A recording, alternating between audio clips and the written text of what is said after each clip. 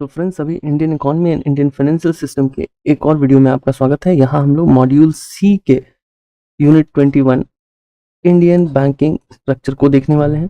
तो फ्रेंड्स, यहाँ हम लोग what is banking, history of banking in India, important legislation affecting establishment of banks, type of banks, role of fintech, techfin, new banks in Indian economy को देखने वाले हैं। Payment ecosystem को देखने वाले हैं।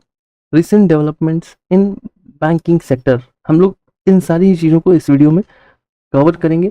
और साथ ही फ्रेंड्स, हमारा जो एक न्यू इनिशिएटिव है, you will be aware of that are you reading and updated content. तो इसके लिए आपको क्या करना है, आपको हमारे डिस्क्रिप्शन को, इसी वीडियो के डिस्क्रिप्शन को चेक करना है। वहाँ जो भी लेटेस्ट अपडेट होगा आप उससे गो थ्रू कर सकते हैं। हमने कमेंट जो है उसको पिन करके रखा होगा अगर कुछ एक्सट्रीमली इंपॉर्टेंट आया है तो। अगर आपको कोई एरर या क्लैरिफिकेशन इज नीडेड तो आप डायरेक्टली कमेंट कर सकते हैं। साथ ही एक जी फॉर्म होगा जिसमें आप अपनी डिटेल्स को दे सकते हैं, जिसमें आप subject wise, unit wise and module wise mock test में पार्टिसिपेट कर सकते हैं। यहाँ देखिए, आपके पास एक क्यूआर कोड हमने शेयर किया हुआ है। ये क्यूआर कोड जो है वो फ्री मॉक टेस्ट का है। आप चाहो तो आप स्क्रीनशॉट अभी ले सकते हैं और बाद में आप इस क्यूआर कोड की मदद से एक मॉक टेस्ट दे सकते हैं, और वो जो है वो इसी वीडियो के बारे में होगा। सो आपको पता लग जाएगा कि आपने जो इस वीडियो से रिलेटेड पढ़ाई करी है उसका प्रोग्रेस कैसा है। And friends, don't forget to subscribe our channel अगर आप हमको अपने जेआईबी की जर्नी में पार्ट बनाना चाहते हो। सो फर्स्ट थिंग, तो definition of banking means BR. पहले तो कि जो बैंकिंग है वो कहाँ डिफाइंड है, बीआर एक्ट 1949 में डिफाइंड है। एज पर 5(1)(b) बैंक जो है वो क्या है, banking is defined as accepting public deposit repayable on demand. और वहीं पे जो बैंकिंग कंपनी है उसमें देखिए क्या है कि जब section 5(1)(c) of BR act, इसमें क्या है कि banking company is one transacting banking business in India. और यहाँ पे देखिए आपके पास क्या है कि accepting public deposit repayable on demand. 6 जो है, सेक्शन 6 ऑफ बीआर एक्ट, उसमें क्या है कि authorised banking activities. Traditional functions क्या है, deposit, lending and miscellaneous services. तो फ्रेंड्स, हम लोग अगर डिमांड डिपॉजिट और टर्म डिपॉजिट की बात करें तो डिमांड डिपॉजिट क्या होता है, जैसे आपका एसबी अकाउंट, वहाँ क्या होता है कि depositor can demand the repayment at any time. वहीं जो टर्म डिपॉजिट है उसको आप एफडी की तरह देख सकते हो कि those which are placed in bank for a fix period of time and are payable to depositor only on the maturity date. अभी इसमें भी एक्सेप्शंस हैं कि इट कैन बी डिमांडेड, लेकिन यूजुअली जो है वो क्या होता है, ये टर्म डिपॉजिट ही है।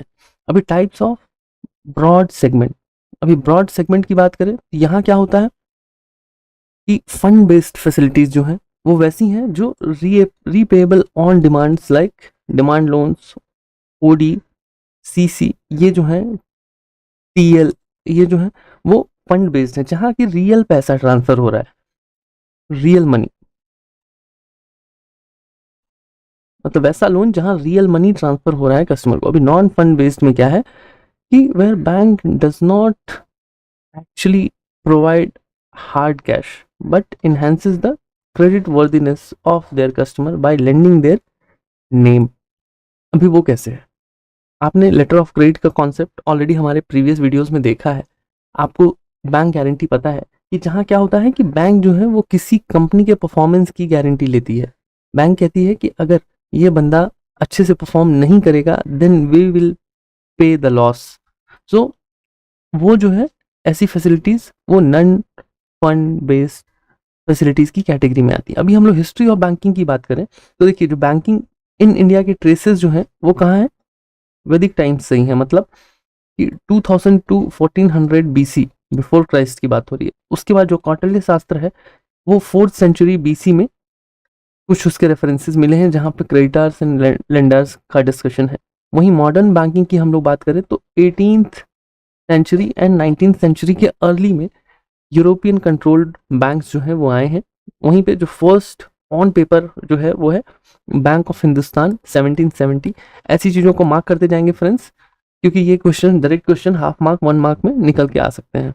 तो फ्रेंड्स अभी हम लोग देख रहे हैं presidency bank and formation of state bank of India. यहाँ आपको पता है कि फर्स्ट प्रेसिडेंसी बैंक जो है उसके, आपको पहले ये पता होगा प्रेसिडेंसी बैंक में 3 बैंक्स थे। First bank was bank of Calcutta 1806, जो बाद में बैंक ऑफ बंगाल बन जाता है 1809 में। सेकेंड बैंक जो है वो है bank of Bombay, that was 1840, and the third bank is bank of Madras जो है 1843। और ये सब मिलके जो है वो इंपेरियल बैंक ऑफ इंडिया बनाते हैं 1921 में। तो फ्रेंड्स देखिए ये सारे क्वेश्चंस जो हैं वो एक हाफ मार्क क्वेश्चन की तरह इंपॉर्टेंट है। और इंपेरियल बैंक फिर स्टेट बैंक ऑफ इंडिया कब बनता है? 1955 में। अभी एथनिक इंडियन बैंक्स कौन है? तो देखिए several ethnic Indian banks were established in late 90th century and 20th centuries. उसमें कौन कौन से हैं? उसमें पीएनबी है, बैंक ऑफ इंडिया है, Canara bank, Indian bank, bank of Baroda, central bank, ये एग्जांपल्स हैं। अभी कोऑपरेटिव मूवमेंट की बात करें तो वहां क्या होता है कि begin with urban cooperative credit in 1889। पहले जो कोऑपरेटिव सोसाइटी बैंक्स हैं या कोऑपरेटिव बैंक्स हैं वो पहले अर्बन मोड में शुरू हुए। उसके बाद क्या है कि कोऑपरेटिव सोसाइटी एक्ट आता है 1904 में, जो इंडियन कोऑपरेटिव बैंक के मूवमेंट को बूस्ट कर देता है। और उससे फिर क्या है कि movement aim to encourage spending, self-help and cooperation among the agriculturist, artisan and people। तो ऐसे करके फिर क्या है कि कोऑपरेटिव बैंक शुरू होता है। फिर देखिए रिजर्व बैंक ऑफ इंडिया, ये कैसे आता है? हिल्टन यंग कमीशन इन 1935। ये अगेन एक वन मार्क क्वेश्चन और हाफ मार्क क्वेश्चन है। इसके रिकमेंडेशन पे रिजर्व बैंक ऑफ इंडिया जो है वो बनता है। नेशनलाइजेशन कब होता है रिजर्व बैंक ऑफ इंडिया का? 1 जनवरी 1949 को। वहीं स्टेट बैंक ऑफ इंडिया का कब होता है? 1 जुलाई 1955 को। अभी 1969 इसमें क्या होता है कि 14 जो प्राइवेट बैंक्स थे उसमें उसका गवर्नमेंटाइजेशन किया जाता है, कि उसको जो है वो पब्लिक सेक्टर बैंक बना दिया जाता है गवर्नमेंट के स्टेक्स बढ़ा के। वो कैसे होते हैं? उसके लिए जो कट ऑफ था दैट वाज कि जिसका भी डिपॉजिट 50 करोड़ से ऊपर था उसको बढ़ा दिया जाता है। वहीं फिर से इस एक्सरसाइज को दोबारा किया जाता है 6 बैंक्स के साथ 1980 में, जहां 6 बैंक्स को लिया जाता है। लेकिन इस बार जो डिपॉजिट है वो अगर 200 करोड़ से ऊपर है तब लिया जाता है। तो यहाँ अगेन एक क्वेश्चन है जो फ्रेंड्स आपको देखते जाना है, आप इसका नोट्स भी बना सकते हैं। अभी lead bank schemes and RRB. तो लीड बैंक स्कीम जो है वो 1969 में ही शुरू होता है। इसका काम क्या था? Mobilise deposit and increase lending to weaker section. आप इन क्वेश्चंस को मार्क करते जाएंगे फ्रेंड्स। वहीं आरआरबी जो है वो कब आता है? 1974 में। और इसका काम क्या है? Again catering exclusively rural clients. अभी पोस्ट लिबरलाइजेशन, मतलब लिबरलाइजेशन आपको पता है कब आया है? 1991 में। उसके बाद क्या है कि private banks like ICICI bank, HDFC, ये सब एस्टेब्लिश होते हैं कब? 1994 में। अभी डिफरेंशिएटेड बैंक्स जो हैं जिनको हम लोग payment bank, small finance bank, ये इनकी तरह देखते हैं, ये क्या है? इनको अप्रूवल मिलता है 2015 में। अभी फ्रेंड्स हम लोग इनको इन डिटेल देखेंगे आगे। अभी देखिए फिर कुछ जो हमारे पास लेजिस्लेशंस हैं जो बैंकिंग को गवर्न करते हैं, उसमें क्या है? सबसे important reserve bank of India, banking regulation act, state bank of India act 1955, ये तो एक्सक्लूसिवली एसबीआई के लिए है। सब्सिडरी, तो सब्सिडरी वाला जो है वो भी एसबीआई एंड वो के लिए था, लेकिन अभी आपको पता होगा कि ये जो है ये मर्ज हो गई है। फिर जो है डिपॉजिट इंश्योरेंस क्रेडिट गारंटी, इसको हमने अपने प्रीवियस वीडियो में भी देखा था, जहां लिमिट जो है अभी वो 5 लाख हो गया है। फिर बैंकिंग कंपनीज, जहां acquisition and transfer of undertaking 1970 वाला एक्ट है, 80 वाला एक्ट है। इसमें आपको पता है कि जो प्राइवेटाइजेशन टू डीप्राइवेटाइजेशन हुआ था 1969 में एंड 1980 में, वो इन्हीं 2 लॉज के अंडर हुआ था। उसके बाद state bank ripple and amendment act, इसमें क्या हुआ कि जितनी भी जो सब्सिडरी थी वो सारी सब्सिडरीज को फिर से मर्ज कर दिया गया पेरेंट बैंक जो कि स्टेट बैंक ऑफ इंडिया था उसके साथ। अभी हम लोग फिर देख रहे हैं कि बैंक्स के 2 टाइप्स हैं, schedule bank and non schedule bank. तो शेड्यूल बैंक क्या होता है कि वैसे बैंक्स जो लिस्टेड है कहाँ? Second schedule of RBI act 1934 में। इनके लिए क्या है कि मिनिमम रिक्वायर्ड जो पेड अप कैपिटल है वो है 5 lakh.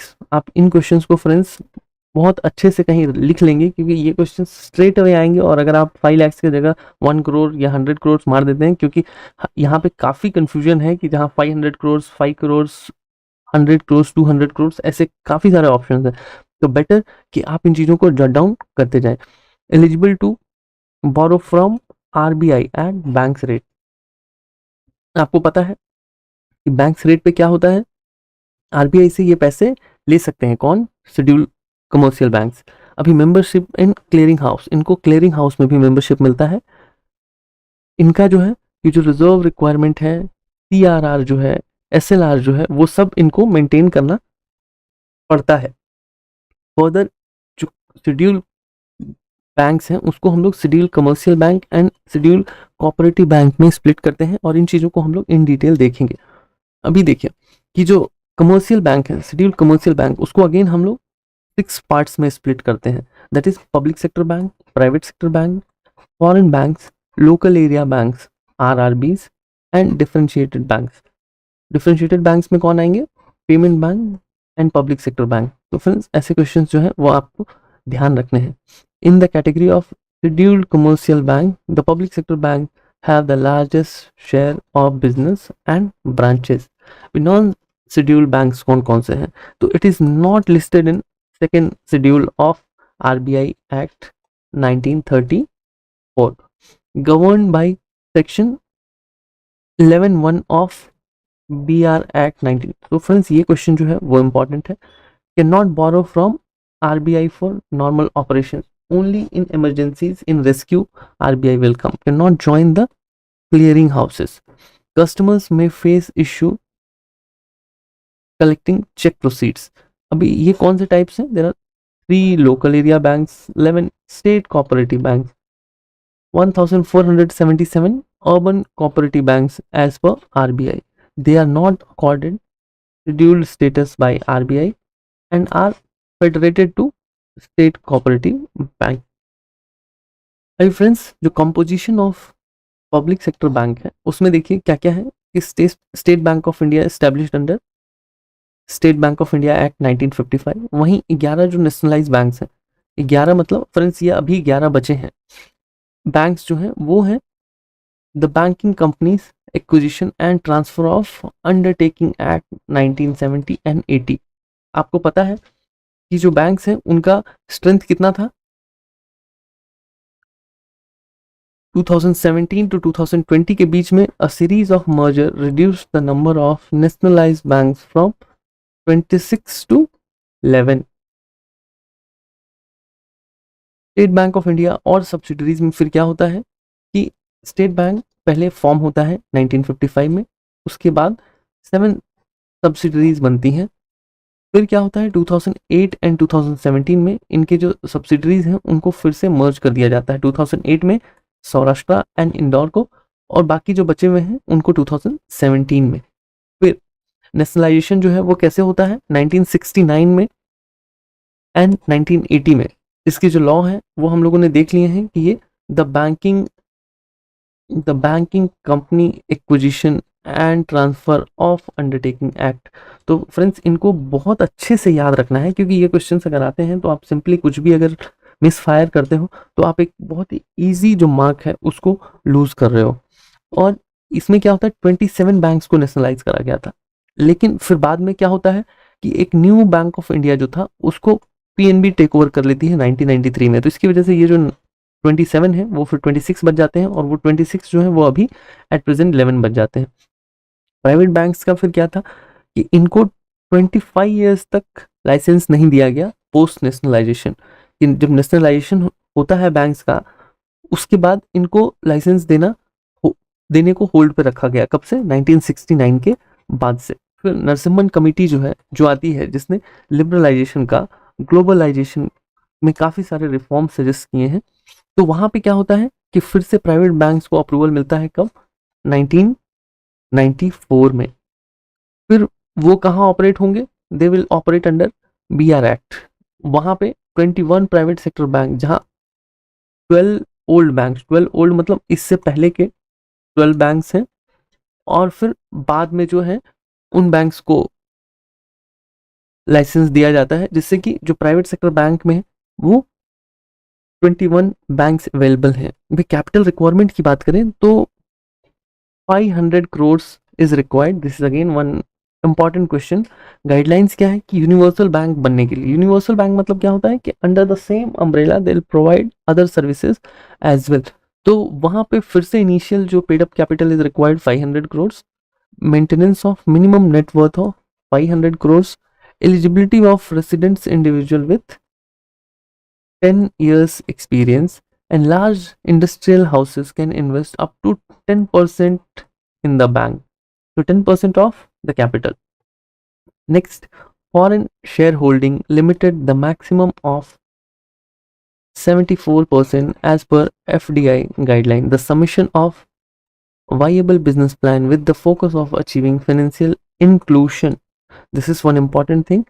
This also came post globalization only. Listing of bank share on stock exchange within 6 years of the commencing of the business. Opening at least 25% of branches in unbanked और rural areas. देखिए friends, मैं जहां भी 1 mark कर रहा हूं, it means कि ये क्वेश्चंस जो है वो इंपॉर्टेंट हैं। Achievement of priority sector targets and sub targets applicable to scheduled commercial banks. Next friends, हम लोग अगर फॉरेन बैंक्स की बात करें तो foreign banks in India establish to support the colonial powers. अभी Standard Charter, Citi bank, ANG bank formerly जो है वो गिनरेल था, फिर बीएनपी परिवास, ये जितने भी बैंक हैं ये ऑलमोस्ट 150 ईयर्स से ऑपरेशनल हैं इंडिया में।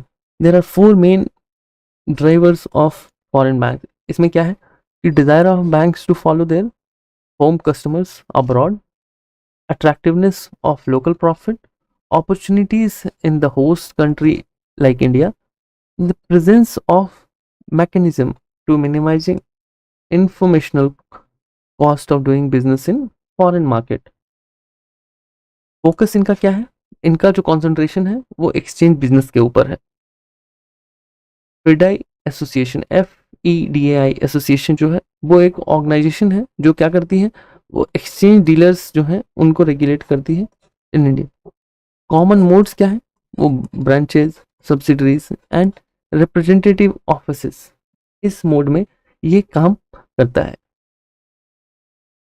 Post crisis review, after globalization क्या होता है, RBI ने गाइडलाइंस को रिवाइज किया है और उसके बाद जो फॉरेन बैंक्स हैं उनके लिए चीज़ें थोड़ी इजी हुई हैं। Existing foreign banks can expand through branches और wholly own subsidiary models. The new entrants can establish operation through either branch or wholly owned subsidiary model. The foreign banks must use wholly owned subsidiary if their home country give the preferential claim to depositors in case of winding up. Lacks adequate disclosure in the norms. के बाद जो complex structure है that was closely held will fail to satisfy RBI on regulatory supervision and market discipline. So applicant banks is considered systematically important in India due to its size. But approval is based on the factor such as कौन से factors हैं, economic and political linkage with India, reciprocity in trade business and business in the bank's home country, financial soundness of foreign banks, ownership pattern, international and home ranking and rating, international presence and adequacy of risk management and control systems. अभी requirement क्या है, minimum requirement is 500 crore. जो capital है वो इनको parent bank से लेके आना है, इनको जो है वो बेसल 3 के नॉर्म्स को कंप्लाई करना है। जो कार है that can not go less than 10% for the initial 3 years. ये सारे जो हैं वो इंपॉर्टेंट क्वेश्चन हैं। होली ओन सब्सिडी जो है can raise non equity rupee resource from domestic banks in India. Core management function can not be outsource including the group of entities in India और overseas. तो next friends, local area bank. तो इसके लिए क्या है कि established according to the government of India scheme in August 1996। Objective क्या था, mobilize rural savings for local investments in 2 और 3 नियर बाई डिस्ट्रिक्ट्स। तो यहाँ अगेन एक क्वेश्चन है 2 to 3। अप्रूवल जो है, RBI approve 10 local area banks but only 2 were operational as on March 2021। Conversion क्या है? कैपिटल जो local area bank converted into small finance bank कब? 2015 में। अभी की फीचर्स क्या क्या हैं लोकल एरिया बैंक्स के? ये एक पब्लिक लिमिटेड कंपनी है अंडर कंपनीज एक्ट, बट इनका जो लाइसेंस है that comes from BR act. ये क्या है? ये नॉन शेड्यूल बैंक होगा। इनका जो जुरिडिक्शन होगा वो मैक्सिमम जो है वो 3 नियर बाई डिस्ट्रिक्ट्स में होगा। यहाँ मैं फिर से मार्क कर रहा हूँ, focusing on mobilising funds in rural and semi urban areas. Minimum startup capital जो रिक्वायर्ड है is 5 crores with promoter required to bring entire minimum share capitals upfront। की जो मिनिमम कैपिटल है वो जो प्रोमोटर है उनको ही लानी है। लोकल एरिया बैंक जो है follows RBI prudential norms and regulations. 1 urban branch पर district, rest in rural and semi urban areas. ये जो है ये लोकल एरिया बैंक के लिए मैंडेटरी है। Primary finance agriculture, small scale industries and non farming activities जो है वहाँ पे ये फाइनेंस करते हैं। इनका जो है 40% क्रेडिट जो है वो प्रायोरिटी सेक्टर में जाता है, वहीं 12% जो है वो वीकर सेक्शंस के पास जाता है। फ्रेंड्स, हम लोगों ने ऊपर आई बटन में आपको प्रायोरिटी सेक्टर वाला वीडियो टैग करा हुआ है, आप उसको इस वीडियो के बाद देख सकते हो। इवन डिस्क्रिप्शन में भी हम लोग लिंक डाल दे रहे हैं, आप उसको देख सकते हैं, जिससे कि आपको एक प्रायोरिटी सेक्टर से रिलेटेड पूरा का पूरा आइडिया लग जाएगा। अब हम लोग बात करने वाले हैं आरआरबीज की। ये कब स्टैब्लिश हुआ? 1975 में, based on Narasimhan committees recommendation. 1 mark question है। और फ्रेंड्स, जहां भी मैं 1 मार्क क्वेश्चन कहूँ वो 1 मार्क, हाफ मार्क क्या हो रहा है, लेकिन वो इंपॉर्टेंट क्वेश्चन है। भी इसका जो लेजिस्लेशन है उसमें क्या है कि ये आरआरबी एक्ट जो है उसके थ्रू गवर्न होता है, और इसमें क्या है कि 25 आरआरबी जो थे वो स्टेब्लिश करे गए थे विद इन अ ईयर, मतलब कब? 1975 to 76। इसका ऑब्जेक्टिव क्या था? क्रेडिट गैप जो है रूरल एरियाज में उसको एड्रेस करना, restricting the rural deposit outflow to urban areas. की मतलब जो रूरल डिपॉजिट है, रूरल एरिया में जो पैसा है उसको लोग अर्बन एरिया वाले बैंक्स में सबमिट कर रहे थे, डिपॉजिट कर रहे थे, तो रूरल डिपॉजिट जो है उसको रूरल एरिया में ही रिटेन करना, जिससे कि फिर से उस पैसे का रिसाइकल रूरल एरिया में ही हो पाए, जो लोन्स हैं वो रूरल एरिया में ही दिए जाएं। एम्प्लॉयमेंट कैसे? कि promoting employment generation in rural areas. ये अभी कैसे होगा? इसके लिए क्या है कि अगर कुछ इंडस्ट्रीज आती हैं उनको लोन आरआरबी की तरफ से दिया जाता है, वो एक एम्प्लॉयमेंट जो है वो जनरेट करने की एक पहल होगी। Financial assistance, providing financial aid to rural population in segments. अभी एरिया ऑफ फंक्शनिंग क्या है इनकी? तो आरआरबी जो है operates only in government notified districts and states. वहीं इनका जो हेड ऑफिस है वो जो ऑपरेशनल एरिया है उसी के बीच में कहीं होगा। भी स्पॉन्सरशिप क्या है कि आरआरबी जो है should be sponsored by 1 sponsor bank. कि जो भी आरआरबी है वो स्पॉन्सर्ड होती है किसी ना किसी एक बैंक से। इनकी एलिजिबिलिटी क्या है? पब्लिक और प्राइवेट बैंक्स जो है वो स्पॉन्सर बैंक बन सकते हैं।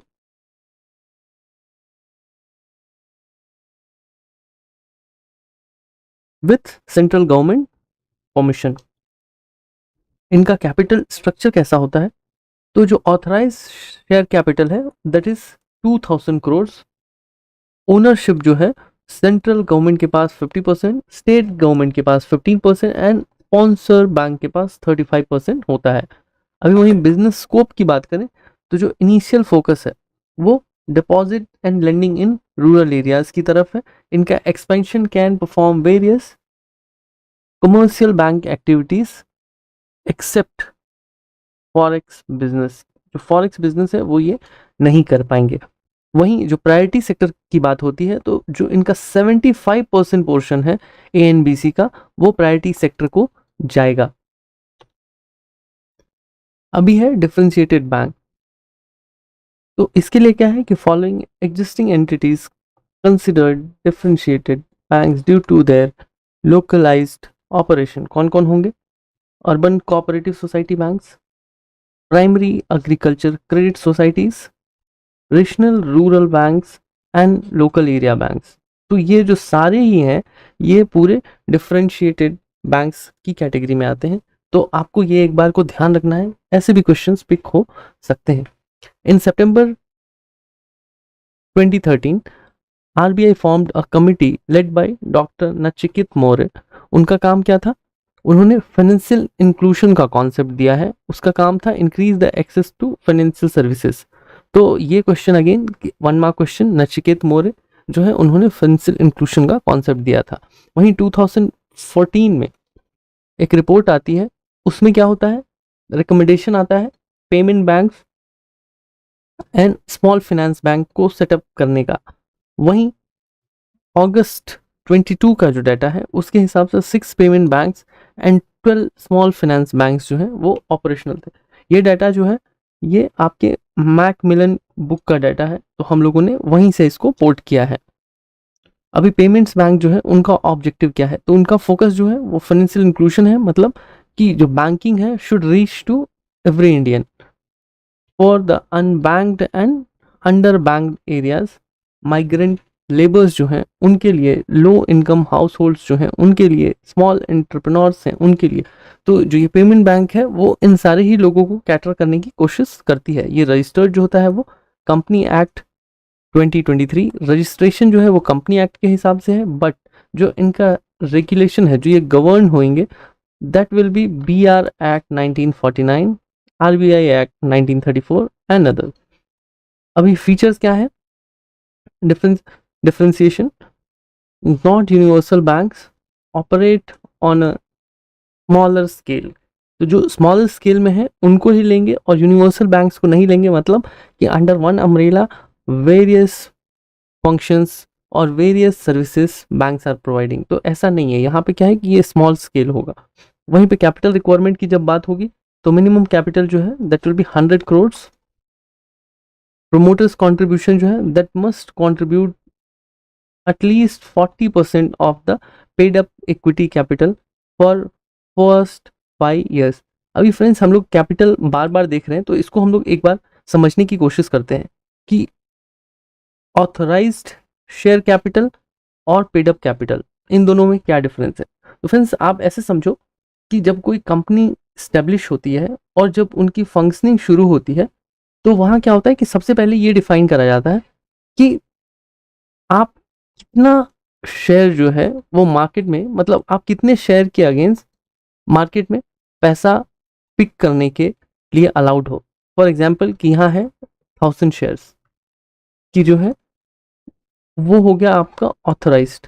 अभी वहीं पेड अप जो होगा वो क्या होगा? Out of 1000 may be this is 500 shares only. तो ये एक बेसिक चीज़ है जो आपको समझाने के लिए थी, क्योंकि हम लोग इतनी बार चीज़ों को डिस्कस कर रहे हैं, देन वी शुड नो कि हम लोग क्या बात कर रहे हैं। तो ऑथराइज्ड मतलब कि मैक्सिमम आप कहाँ तक जा सकते हो, और पेड अप मतलब जो ऑलरेडी की अभी सब्सक्राइब हो गया है। नेक्स्ट एक्टिविटीज जो है वो है डिपॉजिट कितना? 2 लाख पर customer. Investment in government securities, इनमें जो है ये भी SLR के लिए एलिजिबल होंगे। 75% ऑफ डिमांड डिपॉजिट बैलेंस इनको रखना है। Handle personal payments and receive cross border transaction permitted. वहीं issue of debit card is there, no credit card. तो फ्रेंड्स आप इसको अगेन हाईलाइट करके मार्क कर लेंगे कि जो क्रेडिट कार्ड है that payment banks can not issue. Handle third party products like insurance and mutual fund that they can sell. वहीं अगर हम लोग रिस्ट्रिक्शन की बात करें तो can not issue credit card, can not accept the term deposit और the deposit from NRI customers. So NRI customers की जो भी डिपॉजिट है वो एक्सेप्टेड नहीं है। Can not setup subsidiaries for NBF activities, non banking financial activities के लिए वो सब्सिडरीज जो है वो नहीं सेटअप कर सकते हैं। इनके एडवांटेजेस क्या क्या हैं? Rural banking and financial inclusion को हम लोग अचीव करने की कोशिश करेंगे। एक फॉर्मल फाइनेंशियल सिस्टम आएगा जहां ज़्यादा से ज़्यादा लोग जो है वो फाइनेंशियल सिस्टम के साथ होंगे। एक इफेक्टिव ऑल्टरनेटिव होगा टू कमर्शियल बैंक्स की, जो कमर्शियल बैंक्स के पास बहुत एक्सेस लोड है, जो बहुत पेटी कस्टमर्स हैं, जहाँ पे उनका जो डिपॉजिट है और जो उनका ट्रांजेक्शन है वो काफ़ी कम है, तो एटलीस्ट उनको जो पेमेंट बैंक्स हैं वो कैटर कर सकती हैं। Efficiently handles low value high value transactions. अभी हम लोग स्मॉल फाइनेंस बैंक की तरफ आते हैं, तो इसमें क्या है, इसका ऑब्जेक्टिव क्या है, facilitate financial inclusion by providing savings and credit to small business units. Small business units होंगे, स्मॉल एंड मार्जिनल फार्मर्स होंगे, स्मॉल माइक्रो इंडस्ट्रीज होंगे। अभी जो प्रोमोटर्स हैं वो क्या है, इंडिविजुअल और प्रोफेशनल, तो उसके लिए क्या है, resident individual with 10 years of banking and finance experience. वहीं अगर कंपनी और सोसाइटी है तो उनका क्या है, एंटिटीज ओन्ड और controlled by the resident are eligible. वहीं अगर हम लोग एग्जिस्टिंग एंटिटीज की बात कर रहे हैं तो एनबीएफसीज, एमएफआईज, एलईबीएस, ये जो owned by resident can opt for conversion. ये मतलब हम लोग इनको जो है वो कन्वर्ट करके स्मॉल फाइनेंस बैंक बना सकते हैं।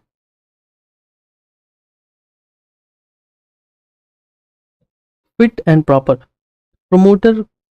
promoters or promoter group must have a fit and proper track record with 5 years of professional experience। अभी स्कोप क्या है कि प्राइमरी एक्टिविटीज जो है वो undertakes basic banking activities for accepting deposits and lending to under served sections. वहीं no restrictions जो है वो no specific restrictions on the operations of small finance bank. वहीं कैपिटल रिक्वायरमेंट की बात है तो मिनिमम कैपिटल जो है वो पहले 100 करोड़ था, अभी उसको 200 करोड़ कर दिया गया है। प्रोमोटर्स कंट्रीब्यूशन जो है, minimum initial contribution by the promoter is 40% during the first 5 years,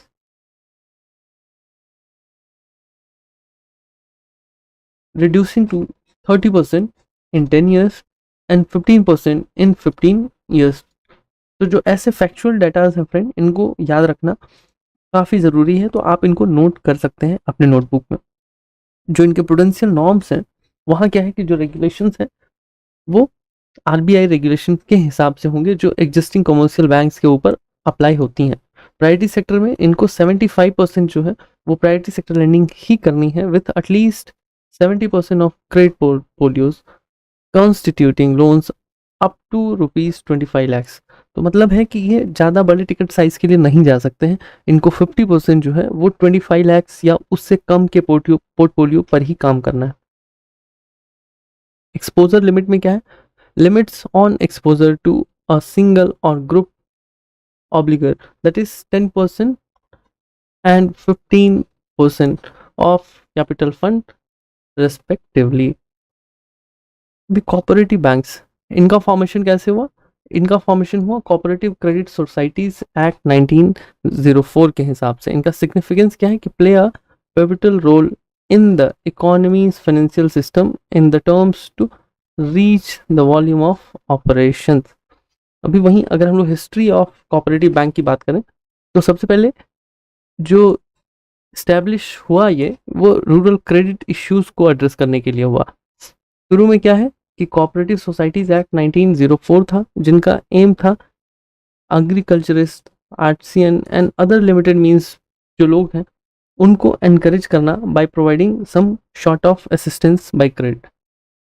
types of cooperative banks, तो first is rural cooperative banks. तो इसमें क्या है कि dominate with over 97,000 plus societies. अभी टू टाइप्स जो हैं वो रूरल कोऑपरेटिव बैंक्स के, उसमें क्या है, short term and long term. तो शॉर्ट टर्म में क्या है, 3 टायर फेडरल स्ट्रक्चर, वहीं लॉन्ग टर्म में क्या है, एग्रीकल्चर रूरल डेवलपमेंट बैंक्स। वहीं अर्बन कोऑपरेटिव बैंक्स की अगर हम लोग बात करते हैं तो engaged in retail banking primarily lending to MSME and individuals, limited involvement in forex business due to high risk. ये कहाँ की बात कर रहे हैं, कोऑपरेटिव अर्बन बैंक से। अभी रेगुलेटरी एस्पेक्ट की बात करें तो जब ये शुरू हुआ था तो 100 करोड़ चाहिए था, अभी यहाँ भी 200 करोड़ चाहिए। एंड ये जो है वो second schedule of RBI act के अंडर है। इनका रेगुलेशन जो है वो नाबार्ड करती है, सुपरविजन का काम यूसीबी सुपरवाइज्ड बाय आरबीआई। तो देखिए यहाँ क्या है कि जो रूरल कोऑपरेटिव बैंक्स हैं that will be taken care by NABARD, और वहीं जो अर्बन कोऑपरेटिव बैंक्स हैं उसको आरबीआई। तो ये फ्रेंड्स अगेन एक क्वेश्चन इंपॉर्टेंट है जिसको आप नोट करके रख लेंगे। मल्टी स्टेट यूसीबी, इसमें क्या है कि regulated by union government under the multi state cooperative society 2002। वहीं हम लोग अगर अमेंडमेंट्स की बात करें इन 2020 में, तो changes to the banking regulation act to enhance RBI control over the cooperative banks. अभी cooperative banks and commercial banks के कुछ डिफरेंसेस हैं, हम लोग उनको एक बार देखते हैं just for our understanding. Cooperative bank issues share of unlimited liability, वहीं जो कमर्शियल बैंक है वहाँ शेयर्स जो हैं वो लिमिटेड लायबिलिटीज में आते हैं। सेकेंड है कि one share holder has only one vote irrespective of number of shares ही और सी में होल्ड। वहीं यहाँ क्या है कि वोटिंग राइट्स जो हैं वो शेयर होल्डर जो है, वोटिंग राइट जो है वो शेयर होल्डर के शेयर पोजीशन के हिसाब से होता है। अगर उनके पास नंबर ऑफ शेयर्स ज़्यादा है तो उनके जो वोटिंग राइट्स हैं और जो वोटिंग है उसका वेटेज ज़्यादा होगा। वहीं cooperative banking in India is federal in structure. Federal मतलब आपको पता होगा जहाँ सारे ही स्टेक होल्डर्स कॉन्ट्रीब्यूट करते हैं, जहाँ पे आप इसको आसान भाषा में समझें तो जहाँ सेंट्रल गवर्नमेंट, स्टेट गवर्नमेंट और भी जो एजेंसीज हैं सबका दखल है वहाँ, और सारे लोग के गाइडलाइंस एंड रेगुलेशंस के हिसाब से कोऑपरेटिव बैंक्स जो हैं वो रेगुलेट हो रहे हैं। वहीं कमर्शियल बैंक जो है वो एक फेडरल स्ट्रक्चर नहीं है, इनका अपना एक सेट ऑफ रूल्स है, उसके हिसाब से ये गवर्न होते हैं। अभी role of fintech and techfin and neo banks in India, तो सबसे पहले हम लोग देखते हैं कि फिनटेक जो है वो क्या है। कि fintech refer to a company that uses technology to provide financial services. ये क्या है, एक कंपनी है जो फाइनेंशियल सर्विसेज प्रोवाइड कर रही है। वहीं क्या है कि operating in various sectors like insurance, assets management and payments, recently emerged as an industry in India. ये जो है अभी इमर्ज हुआ है। अभी जो एक ट्रांसफॉर्मेशनल पोटेंशियल जो है वो क्या है कि involves digital technology that can transform financial services by creating a new business model, application, process and products. वहीं it encompass technologies such as web, mobile, cloud services, machine learning, digital ID and API। वहीं हम लोग अगर fintech services की बात करें तो fintech form specialize in offering digital financial services and to consume or enable others to offer such services. Example include the digital payment provider जो PayPal है वो क्या है, वो खुद ही एक कंपनी है, वो अभी यहाँ एंटर हुई है, और ये जो है ये फाइनेंशियल कंपनीज ही हैं। कि आप अगर इस पैराग्राफ को एक बार ठीक से देखो कि fintech refers to a company that uses technology to provide financial services. तो जो फाइनेंशियल सर्विसेज है वो पीएपीएल, पेपल ऐसे जो एप्स हैं इन एप्स के साथ होता है। वहीं क्या है कि financial infrastructure, connectivity providers and digital insurers, ये सब जो हैं वो फिनटेक सर्विसेज के अंडर ही आते हैं। कोविड-19 पैंडेमिक जब था वहाँ पे डिजिटल ट्रांसफॉर्मेशन को एक बूस्ट मिला है, और जो फिनटेक कंपनीज हैं, इंडस्ट्रीज हैं, उसको भी बूस्ट। अभी वहीं हम लोग अगर टेकफिन की बात करें तो टेकफिन से पहले मैं आपको एक फिनटेक और टेकफिन का एक डिटेल देता हूँ। अभी देखिए फिनटेक जो है वहाँ क्या है कि financial services enhanced bye technology. वहीं टेकफिन क्या है कि technology company expanding into financial services. कि मतलब वैसी कंपनी फिनटेक में क्या है कि वैसी कंपनीज जो ऑलरेडी टेक्निकली स्ट्रांग है एंड फाइनेंशियल सेक्टर में ही काम कर रही थी। वहीं टेकफिन क्या है कि कुछ ऐसी कंपनी जो सॉफ्टवेयर्स में काम कर रही हैं, but now they are switching towards these avenues. Core functionality जो है वो क्या है, अभी कोर फंक्शनैलिटी में क्या है कि जो फिनटेक है वो उनका जो फाइनेंशियल सर्विसेज है वो प्राइमरी बिजनेस है। वहीं टेकफिन जो है वहाँ क्या है, इनका जो प्राइमरी बिजनेस है that will be something different with revenue source.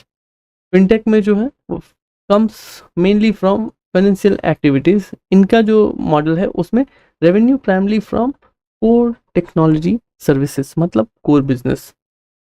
Fintech फिर से क्या है कि फेसेस फाइनेंशियल इंडस्ट्री रेगुलेशन। वहीं टेकफिन जो है navigates technology and financial regulation. वहीं मार्केट रीच की बात करें तो target specified financial services segment जो है वो है, और leveraged existing massive under base of global reach.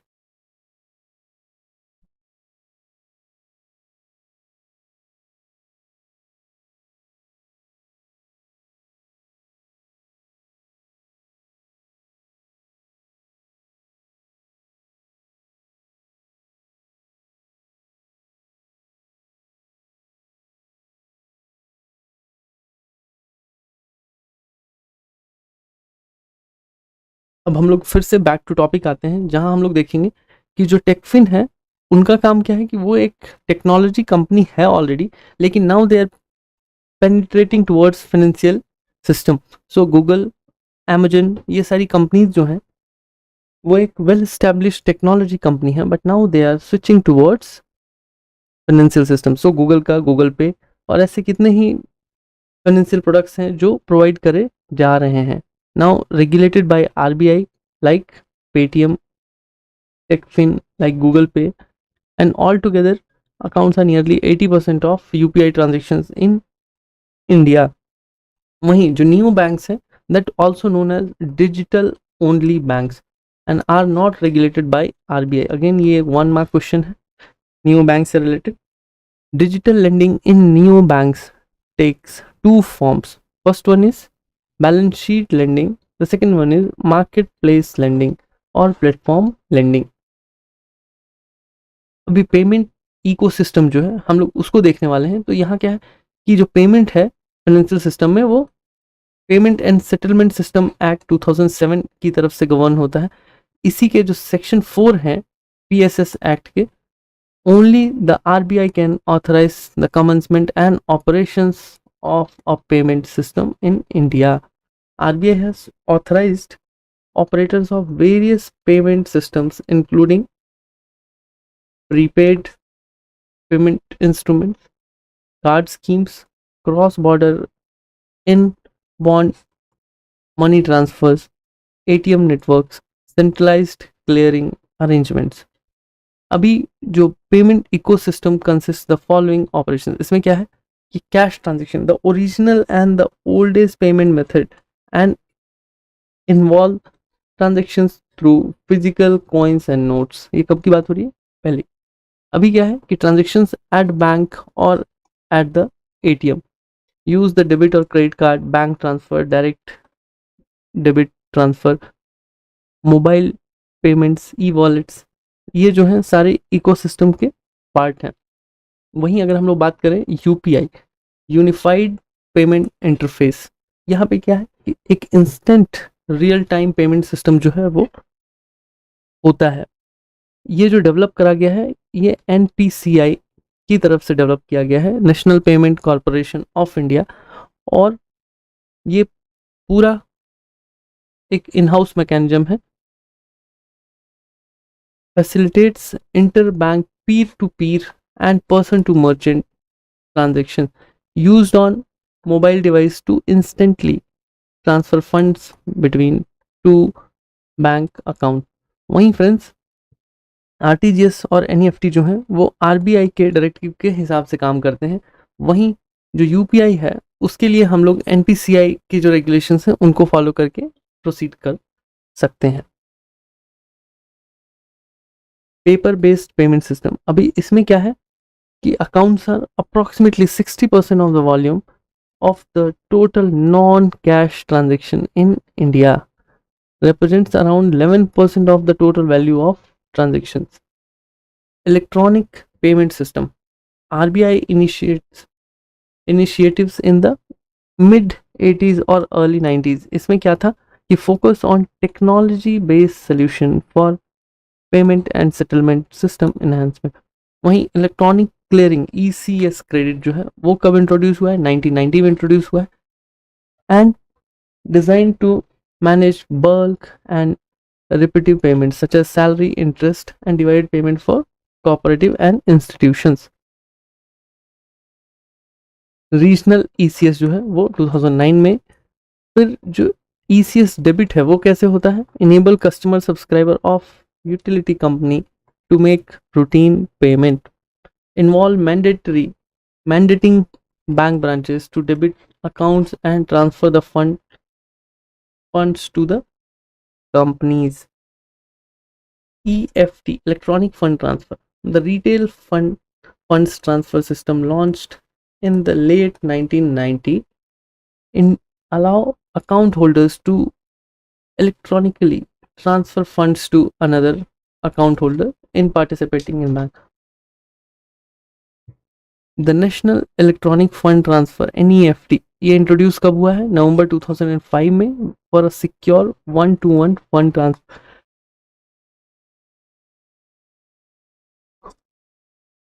Operates in 48 half hourly batches. इससे क्या होता है? इसका जो कवरेज है वो 24/7/365 होने वाला है. नो फ्लोर और ceiling for transaction amount making NEFT a popular hybrid payment system. वहीं हम लोग अगर RTGS की बात करें तो RTGS में जो ट्रांजेक्शन है that is 2 lakhs and above. RTGS is a fund transfer system where the transfer of money takes place from one bank to another bank and that too on a real time basis. जो NEFT का settlement है वहां पे क्या होता है कि batches में सेटलमेंट होता है, वहीं जो RTGS है उसका सेटलमेंट रियल टाइम सेटलमेंट होता है.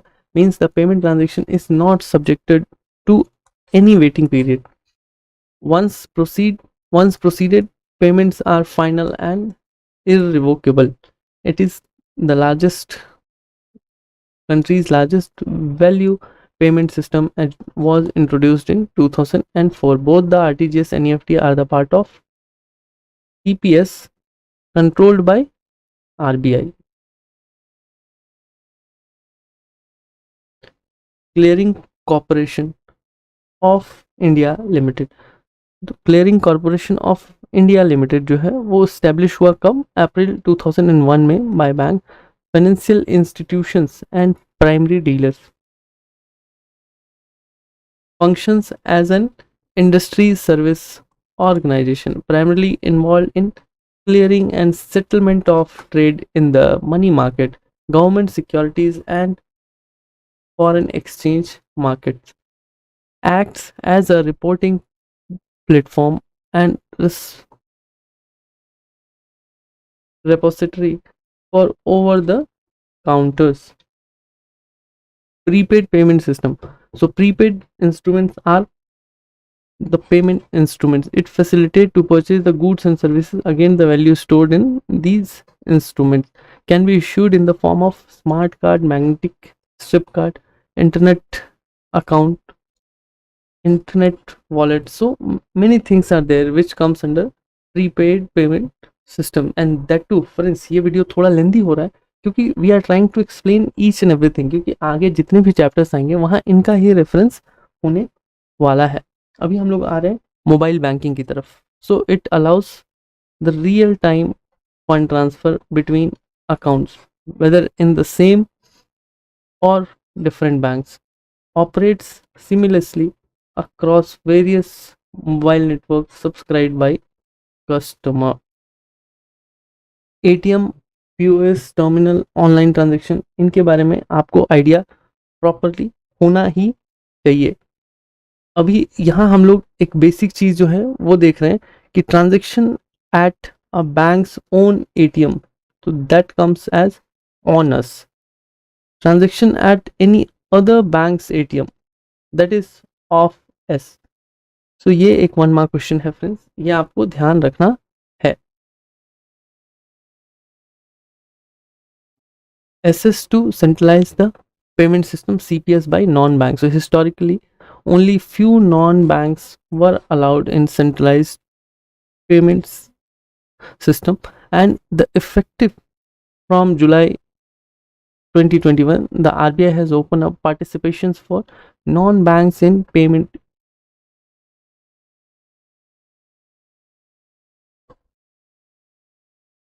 system shall be provided the access. क्या है? प्रीपेड पेमेंट इंस्ट्रूमेंट जो है वो, कार्ड नेटवर्क्स जो है वो, वाइट लेवल ATM ऑपरेटर्स जो हैं वो. Now the role of National Payment Corporation of India, NPCI, in the payment ecosystem. So NPCI is an umbrella organized operating retail payments and settlement system in India, established as an initiative of RBI and Indian Banks Association IBA under the Payment Settlement System 2007, aimed to create a robust payment and settlement infrastructure in bank. Products of NPCI, RuPay card जो है, RuPay that is the product of NPCI. IMPS ये भी जो है वो NPCI का ही product है. नाच जो है NACH, जिसको हम लोग नेशनल ऑटोमेटेड क्लियरिंग हाउस बोलते हैं, ये भी जो है वो NPCI का ही प्रोडक्ट है. APBS, जहाँ पे आधार पेमेंट ब्रिज सिस्टम, मतलब आपको पता है कि डायरेक्ट बेनिफिट ट्रांसफर की बात हो या फिर जो आधार इनेबल्ड पेमेंट होते हैं वहाँ भी NPCI की ही ज़रूरत पड़ती है. आधार इनेबल्ड AEPS, यहाँ भी आधार की ही ज़रूरत पड़ती है. फिर आता है national switch financial switch NFS. तो नेशनल फाइनेंशियल स्विच जो है is the largest network of shared ATMs in India, facilitating interoperable cash withdrawal, card to card transfer, interoperable cash deposit transaction, among other value added services in the country. UPI जो है again NPCI का ही product है. BBPS, Bharat bill payment system, जिसका काम 200 plus जो billers हैं, vendors हैं, वो एडेड हैं. तो ये सारी चीज़ें जो है वो NPCI के ही अंडर में आती हैं. वहीं हम लोग NETC, यहाँ क्या है कि जो फास्ट ट्रैक है उसको लेके अभी देखिए यहाँ एक क्वेश्चन जो है वो साफ साफ बनता है, दैट इज कि जो रेडियो फ्रिक्वेंसी आइडेंटिफिकेशन है वही जो है एक क्वेश्चन बनता है इन केस ऑफ फास्टैग्स, कि जहाँ भी फास्टैग की बात हो रही है वहाँ पे एक क्वेश्चन, बहुत ही सिंपल क्वेश्चन ये बनता है. अफिक्स्ड ऑन द व्हीकल्स विंडशील्ड, ये आपको पता होगा, और जो टोल्स होते हैं वहाँ पे पैसे कवर करे जाते हैं. अभी recent development in the banking sector जो है उसको हम लोग क्विकली टच करते हैं. कि national asset reconstruction company limited NARCL setup कब हुआ है? यूनियन बजट 21-22 के बाद. इसको हम लोग बैड बैंक भी बोलते हैं. इसका मतलब क्या है कि पहले तो कि 500 करोड़ जो है वो चाहिए होगा इनिशियल, और उसके बाद इंक्लूड्स एंड, जब भी क्या होता है कि 500 करोड़ से ऊपर एक्सीड हो जाता है तो फिर उसको बैड बैंक की कैटेगरी में डाल दिया जाता है. अभी includes an asset management company AMC and an asset reconstruction company ARC with in 51% ownership by public sector bank. IDRCL जो है वो service and operational entity and purpose manage the assets of NARCL with the help of turn around experts and market professionals. अभी CBDC आया है, वो भी एक recent development है. उसमें क्या है कि RBI ने डिजिटल रुपीस लॉन्च किए हैं, और ये जो डिजिटल रुपीस है इसका जो पूरा टर्म है that is CBDC. Since it is a new initiative तो ये शायद आपको पता होना चाहिए, ये इंपॉर्टेंट है. National banks for financing infrastructure and development, so set up as a development financial institution to aid India in developing long term infrastructure. ये तो होगी एक बात। वहीं अनलाइक अदर बैंक जो DFIs हैं, do not take deposits from the public.